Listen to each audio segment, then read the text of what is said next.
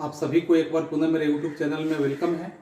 आज हम लोग हिंदी विषय के हिंदी ग्रामर में समास पढ़ेंगे और समास में जो 15 सीरीज है, आज 15 सीरीज के बारे में हम लोग अध्ययन करेंगे। और इस 15 सीरीज में जैसे मैंने नाम बताया समास के बारे में, इसके पहले यदि मेरा सीरीज आप देखना चाहते हैं और छूट गया हो तो आप पीछे YouTube में सर्च करके जा सकते हैं। और इसके बाद का जो सीरीज मेरा अपलोड होगा, इसको जानने के लिए या इसका नोटिफिकेशन पाने के लिए आप मेरे YouTube चैनल को नीचे सब्सक्राइब कर लें। तो आज हम लोग देखेंगे समास के बारे में। समास क्या होता है, समास किसे कहते हैं, समास के कितने भेद होते हैं, समास का किन किन कार्यों में प्रयोग होता है, तो इस सारे चीजों का अध्ययन हम इसमें देखेंगे। आज इसमें देखेंगे जैसे समास का अगर परिभाषा की बात किया जाए तो समास शब्द कहने से ही समास का यह तात्पर्य हो जाता है कि संक्षिप्तीकरण। समास अगर हम कहते हैं, समास शब्द का इस्तेमाल करते हैं, तो समास शब्द कहने से ही पता चलता है कि संक्षिप्तीकरण अर्थात इसका शाब्दिक अर्थ होता है यहाँ छोटा सा रूप। शाब्दिक अर्थ में अगर कहें, समास के शाब्दिक अर्थ में, तो यहाँ इसके अर्थ में अगर हम बात करते हैं तो इसको कह सकते हैं कि छोटा सा रूप के रूप में इसे हम कह सकते हैं कि समास का मतलब होता है छोटा सा रूप। अर्थात इसकी परिभाषा के रूप में जब हम देखेंगे कि समास की परिभाषा क्या है, तो हम इसमें लिखेंगे परिभाषा में कि जब दो या दो से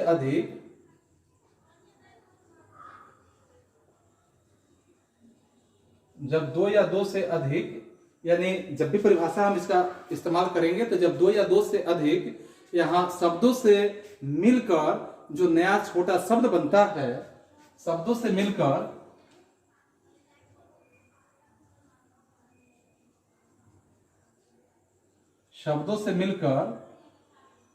जो नया छोटा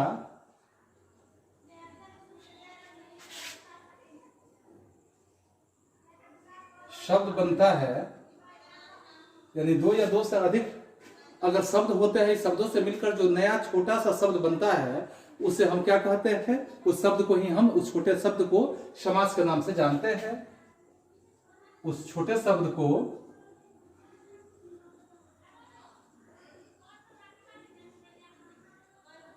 समास कहते हैं। छोटे शब्द को क्या कहते हैं, तो समास कहते हैं। या हम इसको ऐसे भी कह सकते हैं कि जहां पर अगर हम ऐसे तुलना करें कि जहां पर कम से कम शब्दों से अधिक अर्थ का बोध होता है, या कम से कम शब्दों को कहने से अधिक अर्थ प्रकट होने लगते हैं, उसे हम समास कहते हैं। पुनः हम देखें कि संस्कृत में आप देखेंगे, जर्मन में देखेंगे, तथा बहुत से भारतीय भाषाओं में जब आप समास का बहुत से प्रयोग के रूप में देखेंगे कि बहुत से ऐसे भाषाओं में, भारतीय जो भाषाएं होता है, उस भाषाओं में समास का प्रयोग किया जाता है। और यहां पाएंगे कि तो इसमें जैसे हमने देखा कि जैसे आप अलग अलग भाषाओं का जब अध्ययन करते हैं तो अलग अलग भाषाओं में आप संस्कृत की बात करें, जर्मन की बात करें, तथा बहुत से भारतीय जो भाषा का प्रयोग करते हैं, इस भारतीय भाषा में समास का बहुत प्रयोग करने के लिए मिलता है या बहुत प्रयोग किया गया होता है। और समास ऐसे रचना में अगर कहा जाए तो समास की रचना में मुख्य रूप से दो पद होते हैं। और समास की रचना में दो पद होते हैं, और इन दो पदों में कहते हैं कि पहले जो पद होता है उसे हम पूर्व पद के नाम से जानते हैं। यानी समास की रचना में जो पहला पद होता है उसे हम पूर्व पद के नाम से जानेंगे। और इसके बाद जो उसके बाद का पद होता है, अंतिम पद होता है, उसे हम उत्तर पद के नाम से जानते हैं। अर्थात पहले पद को पूर्व पद और दूसरे पद को क्या कहते हैं, अंतिम पद को उत्तर पद के नाम से जानते हैं। और इस तरह से यहाँ नया शब्द बनता है, वह समस्त पद जब दोनों शब्दों को मिलाकर, यानी पूर्व पद और उत्तर पद दोनों पदों को जो मिलाते हैं तो एक नया शब्द बनता है, इसे हम समस्त पद के नाम से जानते हैं। अर्थात इन दोनों को मिलाने के बाद एक पद बनता है, जिस पद को हम कहते हैं समस्त पद। आप इस बात को याद रखें कि पूर्व पद और उत्तर पद दोनों पदों को मिलाने के बाद जो नया शब्द बनता है, नया पद का निर्माण होता है, उस पद को हम क्या कहते हैं कि समस्त पद के नाम से जानते हैं। पुनः आप यहाँ उदाहरण के रूप में देख सकते हैं कि जैसे अगर हम कहते हैं कि चरण कमल जो शब्द होते हैं, यानी कि चरण यहाँ पूर्व पद है और उत्तर पद क्या है, कमल है। यानी कि चरण कमल का मतलब आप समझ रहे हैं कि चरण और कमल। तो इस तरह से रसोई के लिए घर, इसके बाद घुड़सवार देखते हैं। घुड़सवार यानी कि घोड़े का सवारी करने वाला, यानी घोड़े का जो सवारी करने वाला होता है घुड़सवार हो गया। पुनः आप देखेंगे कि जैसे देशभक्त की बात आता है तो देश के लिए जिसमें भक्ति होता है उसे देशभक्त कहा जाता है।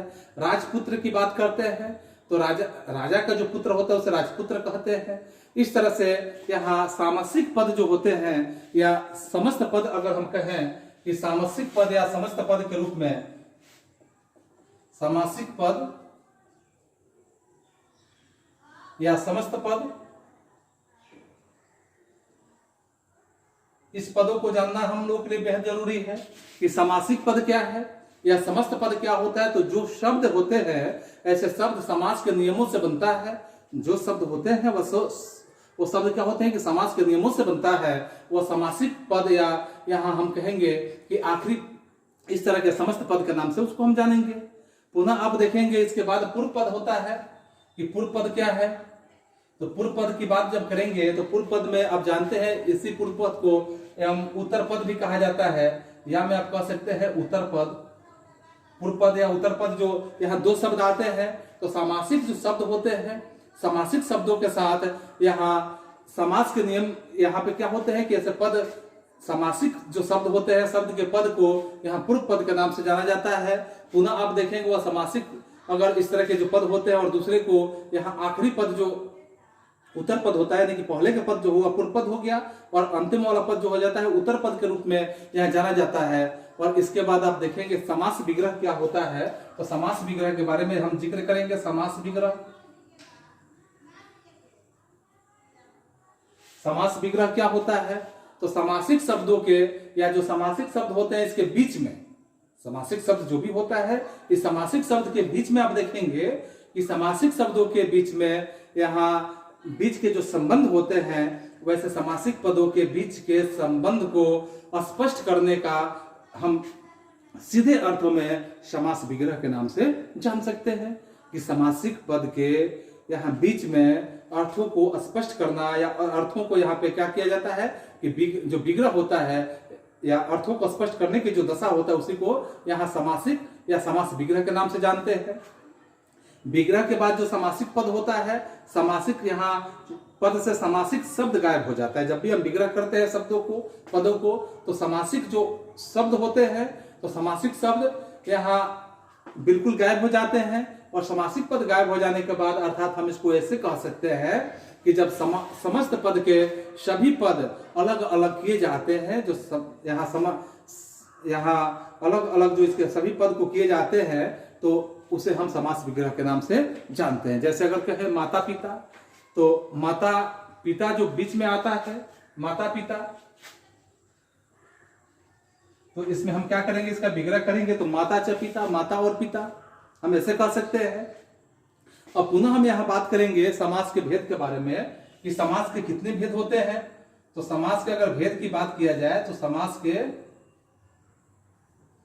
6 भेद होते हैं।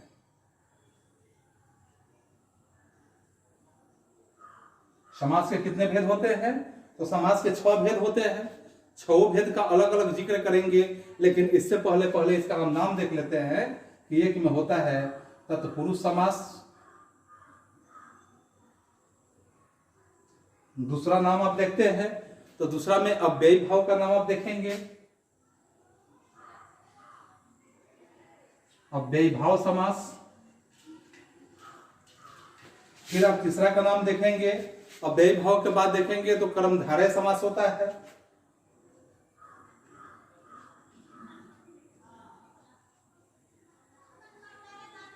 चौथा का नाम देखेंगे तो चौथा में आप देखेंगे जिसे हम द्विगु समास कहते हैं।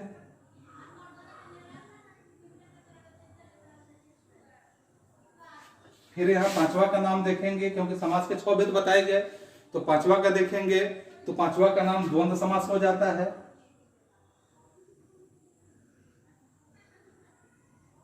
और फिर छठे का नाम देखेंगे तो इसका हो जाता है बहुब्रीहि समास। अर्थात इस तरह से समास के जो 6 भेद हुए, अब 6 भेदों को अलग अलग ढंग से बारी बारी से यहाँ परिभाषा के साथ स्पष्ट करने का प्रयास किया जाएगा।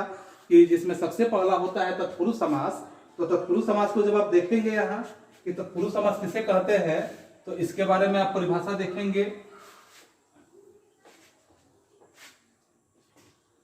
जिसमें एक नंबर में होता है कि तत्पुरुष समास।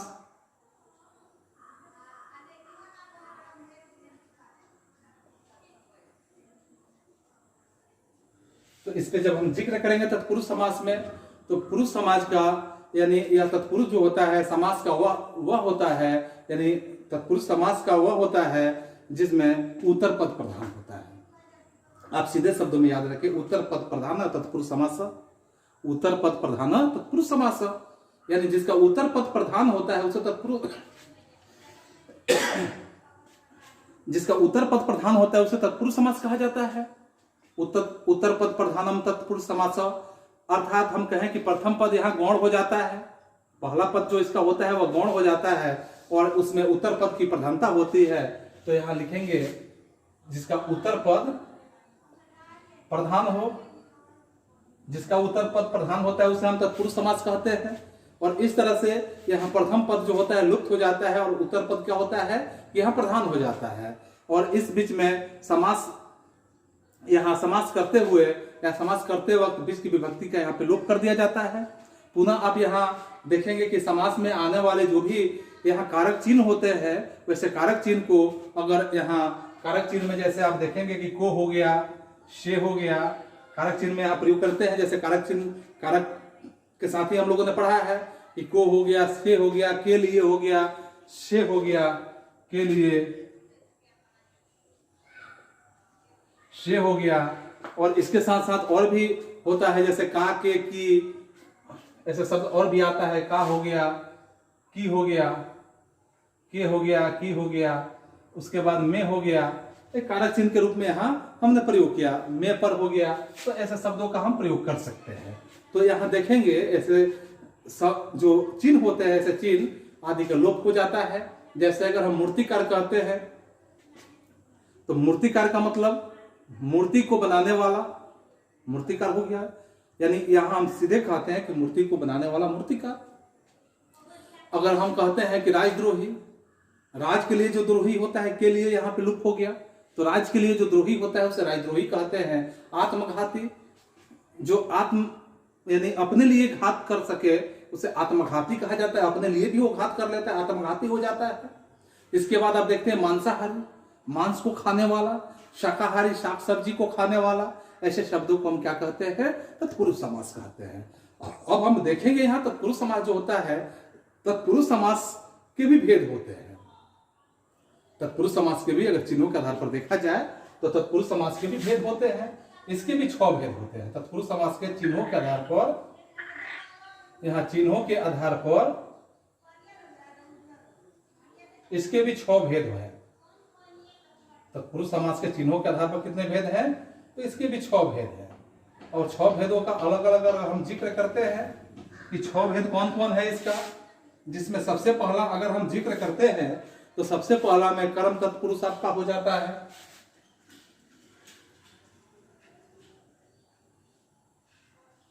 पुनः आप दूसरे का नाम लेते हैं कि कर्म तत्पुरुष के बाद यहाँ कर्म तत्पुरुष का नाम आता है।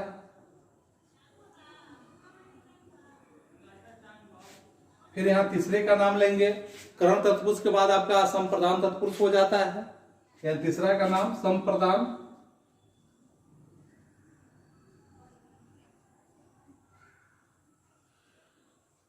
फिर आप चौथे का नाम लेंगे, यानी दूसरा हुआ या तीसरा हुआ, फिर आपका चौथा हुआ, तो चौथे का नाम लेंगे तो यहाँ आपादान तत्पुरुष हो जाता है।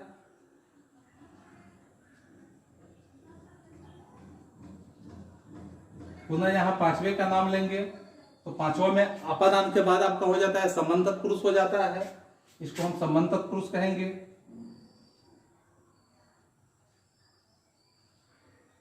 और पुनः आपका छठा जो नाम आता है, यानी संबंध तत्पुरुष के बाद छठे नाम में जो होता है वो आपका अधिकरण तत्पुरुष के नाम से जाना जाता है।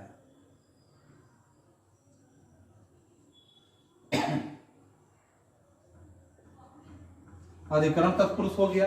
अब इन सारे तत्पुरुष के जो भेद है, इसको अगर हम बारी बारी से यहाँ देखेंगे तो यहाँ हमें ज्ञात होगा। हम पाएंगे यहाँ कि जैसे कर्म तत्पुरुष क्या होता है, तो कर्म तत्पुरुष में देखते हैं कि समास में जैसे का चिन्ह जो होता है, ऐसे का चिन्ह का के लोप से ही बनता है।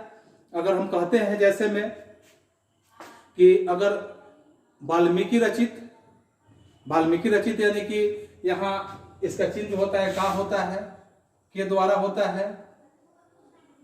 तो यहां अगर कहते हैं कि वाल्मीकि रचित, तो वाल्मीकि के द्वारा रचित यानी वाल्मीकि रचित, यानी यहाँ पे हम का के द्वारा जो पद है इसको हमने लुप्त कर दिया।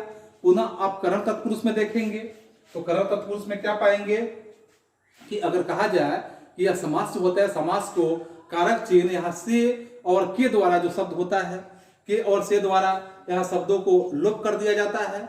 और यहाँ से और के द्वारा शब्दों को जब लोप कर दिया जाता है और इस तरह से क्या होता है कि आपका करण तत्पुरुष होता है। फिर आप तीसरे में देखेंगे संप्रदान तत्पुरुष। तो संप्रदान तत्पुरुष में आप पाएंगे कि संप्रदान जो होता है इस तत्पुरुष में या इस समास में कारक चिन्ह जो होता है, कारक चिन्ह के रूप में यहाँ के लिए का लोप कर दिया जाता है। यहाँ के लिए का चिन्ह लोप कर दिया जाता है, इसलिए इसे हम कहते हैं संप्रदान तत्पुरुष। जैसे अगर कहा जाए सत्याग्रह शब्द का जो हम प्रयोग करते हैं सत्याग्रह, तो सत्याग्रह का मतलब क्या होता है, सत्य के लिए आग्रह, यानी के लिए यहाँ लोप कर दिया गया है। पुनः आप देखेंगे आपादान तत्पुरुष में, तो आपादान तत्पुरुष है, चौथा तत्पुरुष है आपादान तत्पुरुष। तो आपादान में आप पाएंगे, आपादान तत्पुरुष के साथ आप पाएंगे कि इस समास में आपादान कारक के चिन्ह यहाँ से का लोप कर दिया जाता है। इसमें कौन सा चिन्ह लोप हो जाता है, से का चिन्ह लोप हो जाता है। उदाहरण के रूप में आप यहाँ पाएंगे कि जैसे पथभ्रष्ट, अगर हम कहते हैं यहाँ पथभ्रष्ट, तो पथभ्रष्ट का मतलब होता है कि पथ से भ्रष्ट, यानी रास्ते से जो भ्रष्ट हो गया हो उसे पथभ्रष्ट कहते हैं। फिर यहाँ पांचवें के रूप में देखेंगे कि संबंध तत्पुरुष, तो संबंध तत्पुरुष में आप देखेंगे संबंध जो कारक के चिन्ह यहाँ का होता है, के होता है और की भी होता है, का के की, का के और की भी यहाँ शब्द जो लुप्त है या यह लोप कर दिया जाता है, उसे हम संबंध तत्पुरुष के नाम से जानते हैं। जैसे अगर हम कहते हैं कि राज्यसभा, अगर यहाँ पे अगर हम शब्द का लाते हैं प्रयोग कि राज्यसभा, तो राज्यसभा का मतलब होता है कि राज्य के लिए सभा, राज्य का सभा, राज्यसभा हो गया। पुनः आप अधिकरण तत्पुरुष में देखेंगे कि अधिकरण तत्पुरुष में इस तत्पुरुष में जैसे में होता है और पर होता है, यहाँ में और पर का यहाँ लोप कर दिया जाता है और यह हो जाता है आपका अधिकरण तत्पुरुष। तो इसमें जैसे अगर हम कहेंगे जल समाधि, तो जल समाधि का मतलब हुआ कि जल में समाधि, जल समाधि का मतलब होता है कि जल में समाधि, तो यहाँ में पद को लुप्त कर दिया गया है। और इस तरह से आपका तत्पुरुष समास के 6 भेद जो हुए आपके कंप्लीट होते हैं। पुनः आप इसके दूसरे भेद के रूप में देखेंगे अव्ययी भाव समास। अव्ययी भाव समास किसे कहते हैं, तो इसकी परिभाषा अगर हम देखते हैं दूसरा अव्ययी भाव समास, ये तो तत्पुरुष को हमने देखा। अब अव्ययी भाव के बारे में जब हम जिक्र करते हैं यहाँ कि अव्ययी भाव समास क्या होता है, तो इस पे हम पाएंगे दूसरे में अव्ययी भाव,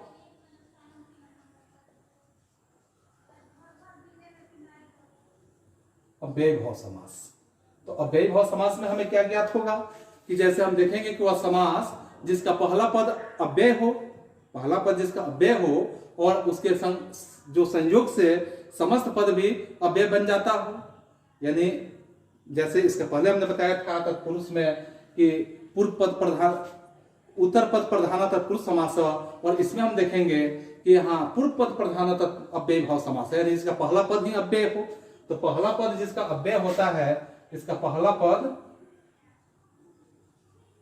अव्यय होता है और पहला पद अव्यय होने के कारण यह क्या करता है कि यह समस्त पद को, यानी बाद वाले पद को भी, समस्त पद को भी यह अव्यय बना देता है। समस्त पद को यहां अव्यय में यह परिवर्तित कर देता है। तो इस तरह से उसे हम क्या कहते हैं, अव्ययी भाव समास कहते हैं। और अव्ययी भाव समास जो होता है, यहाँ समास के यहाँ पूर्व पद प्रधान होते हैं, जैसे अभी मैंने बताया कि पूर्व पद प्रधान अव्ययी भाव समास।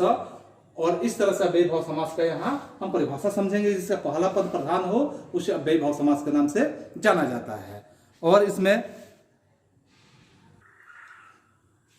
जिसमें यहाँ बताया गया कि पहला पद इसका अव्यय हो, अव्यय होने के कारण सभी पदों को अव्यय बना देने में महत्वपूर्ण भूमिका निभाता है। इस तरह से अब अव्यय के बारे में हम समझेंगे कि अव्यय क्या होता है।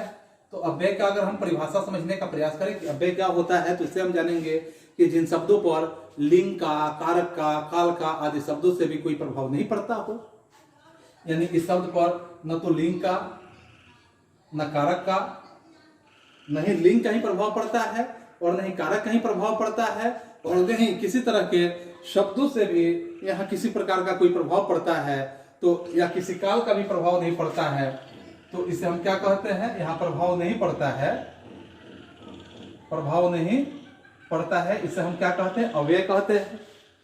अव्ययी भाव समास में जो पहले पद होते हैं, पहले पद में जैसे अनु शब्द आ गया, आ गया, प्रति हो गया, यथा हो गया, हर हो गया, हर हो गया, ऐसे शब्द जो होते हैं प्रयोग किए जाते हैं।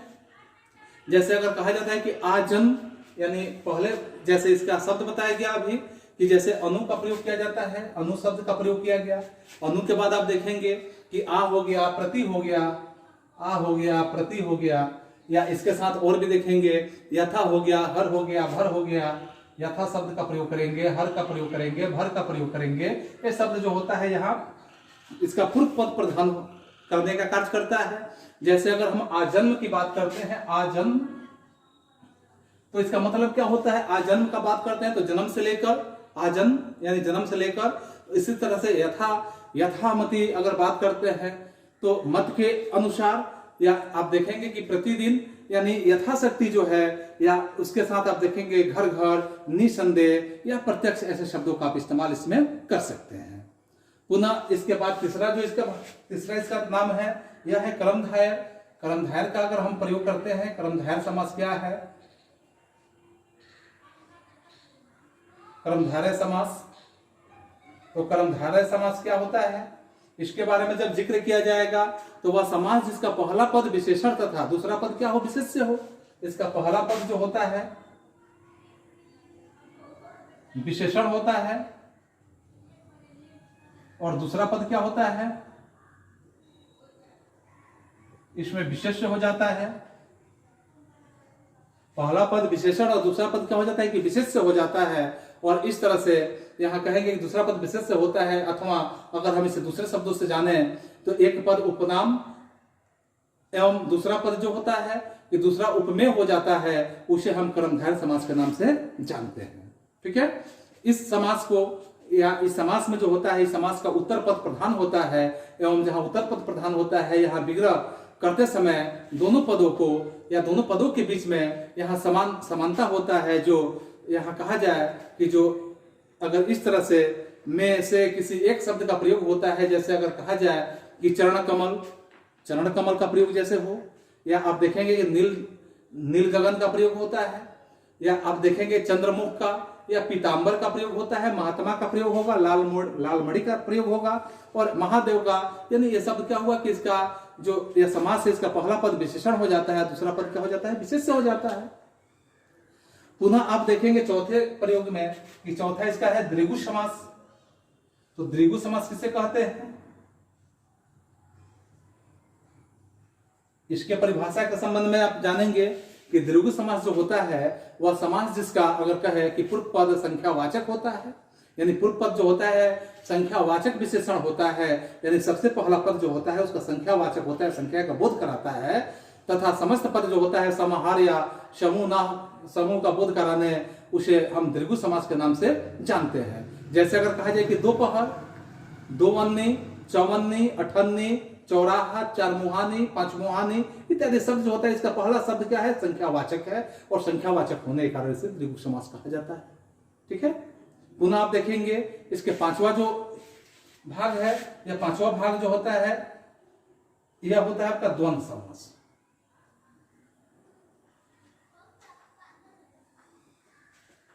तो द्वंद्व समास में आप देखेंगे कि द्वंद्व समास किसे कहते हैं, तो जिस समस्त पद में दोनों पद प्रधान होते हैं, यानी जिस समस्त पद का प्रयोग अगर करें और इस समस्त पद में दोनों पद ही प्रधान होते हैं, एवं दोनों पदों को अगर मिलाते हुए समय और अथवा या एवं यदि अगर यहाँ गणना किया जाता है तो इसका योजक लुप्त हो जाए, उसे हम द्वंद्व समास कहते हैं। जैसे अगर कहा जाए कि अंजल, माता पिता, भाई बहन, अगर हम कहते हैं अंजल,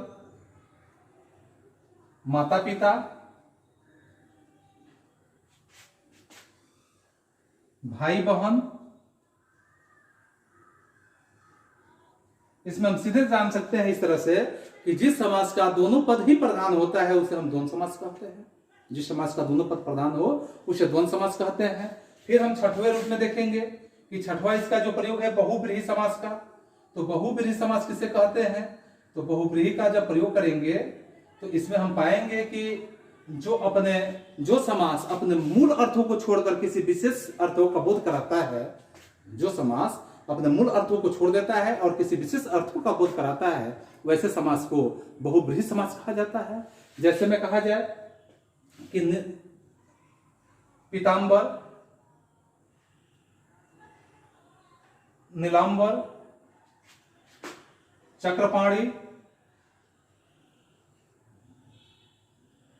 दशानन आदि ऐसे शब्दों का जो हम प्रयोग करते हैं ये अपने मूल अर्थों को छोड़ रहे हैं। जैसे पीतांबर कहने का मतलब यहाँ होता है पीला है, अंबर जिनका, या नहीं कह के हम सीधे विष्णु कह लेते हैं। चक्रपाणी जो होता है, चक्र है पाणी में जिनके, या नहीं कह के हम सीधे विष्णु कह लेते हैं।